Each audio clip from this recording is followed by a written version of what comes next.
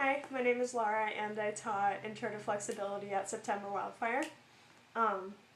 We went over the theory of breathing and how you have to breathe really deep and slowly, pushing out your stomach as you inhale so your entire cavity fills up, and letting all that air out slowly, and how if you lay down when you're sleeping, how the way you breathe that way mimics the way that you should be breathing when you're stretching. They're deep breaths. And we went over contortion theory, which is how when you're stretching, you're creating micro tears in your muscles and ligaments, and as they heal, they elongate. I think things to know. The most important thing is warming up before you stretch, because if you don't, you will get hurt. And I've gotten hurt, and it sucked. So don't do it. And then breathing technique, of course. The areas that we targeted were neck and shoulder, back, upper, middle, and lower, hamstrings, and hips. For shoulders, we went over what I call I don't knows. You go, I don't know. And you do that for 40 reps. And then we did cat's backs, where you crouch in and crouch out. Try to inhale when you're crouched and exhale when you're out. That's a good breathing pattern to get into. And we did shoulder rolls, forwards and back. And then we stretched our shoulder, neck, right here, holding it lightly. Not really hurting yourself at all or pulling your neck, but just stretching right along here. And then we did reaching your arms like that, or just like that. I just pulled it all the way back. But do that, hold it for 10 seconds. And then there's a stretch that I do for your neck and your back.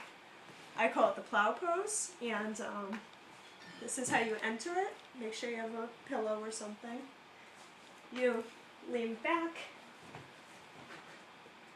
and legs above your head like that. And you always want to exit the way that you came in. So just roll back forwards. Don't turn to the side because you'll hurt your back. And then for our back warm-ups, we did the cobra pose, which is this. Just propping yourself up with your arms and your feet pointing towards your head. If you anchor your hips to the ground and lean up, that targets your lower back. If you anchor your chest and lean up, it targets your middle back. And this one's kind of difficult, it doesn't really work for me, but if you anchor your entire collarbone and lean up, targets your upper back, sort of. And then we went over spine twists, which is basically sitting cross-legged, turning to your right, and reaching out with your arms like that. And then turning to the left. Hold that for like 10 seconds. It might make your back crack, and that's not a bad thing. Don't freak out. And then we did bridges. We had to enter a bridge. Feet firmly planted, shoulder width apart. Lean back. Flip your hands down.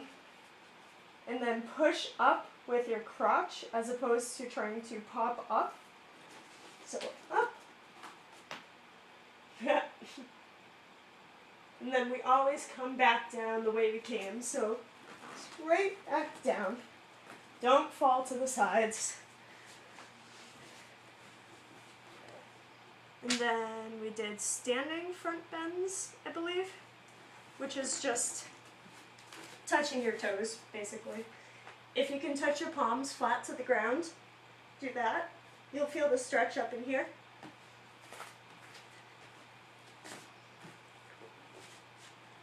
And then we did front curling, but only do this lightly because it's the next day it's very sore on your back, but it's a really good way to exercise your back.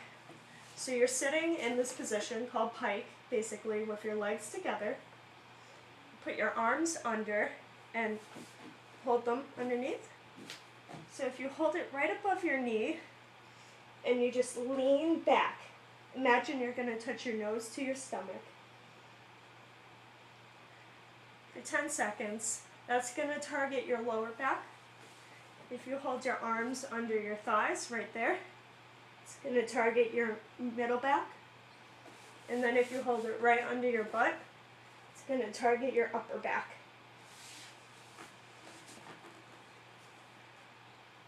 And then we did hip warm-ups.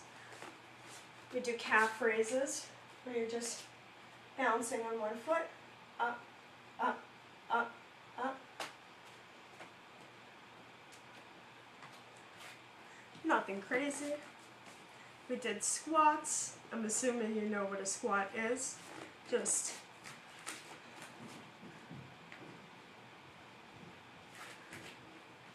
and then we sat in butterfly, which is just holding your legs together like that.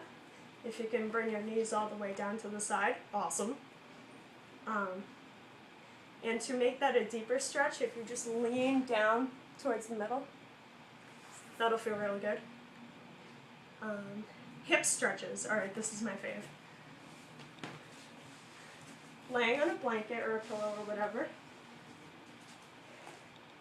Take your foot, bring it towards you, put it on your knee, and then pull the entire thing towards your chest. And just hold that for 10 seconds. And then switch to the other.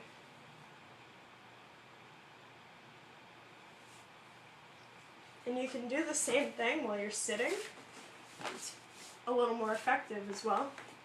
If you just hurt your knee,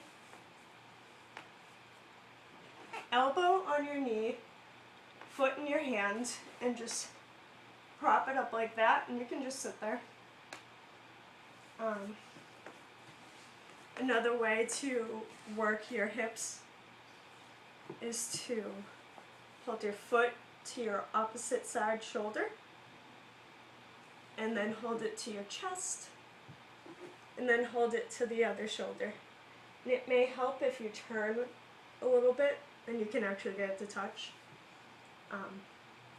And then if you want to get your foot behind your head, bring it to the top of your opposite side shoulder, top to the other shoulder, and then top of their head if you can, and then bring it behind.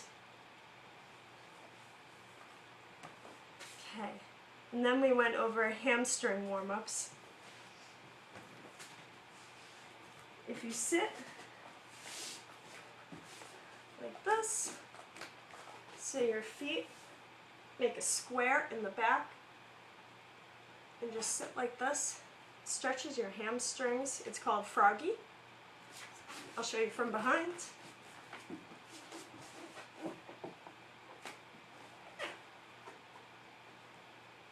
Yeah. See how my legs kind of make a box almost? And sitting like that will stretch your hamstrings for straddle splits, basically. And then one technique that I like to use that stretches you for all three splits is if you're going with your left leg forward, you stretch that, pivot to the right, and then pivot to the right again, and you hit all of those split spots.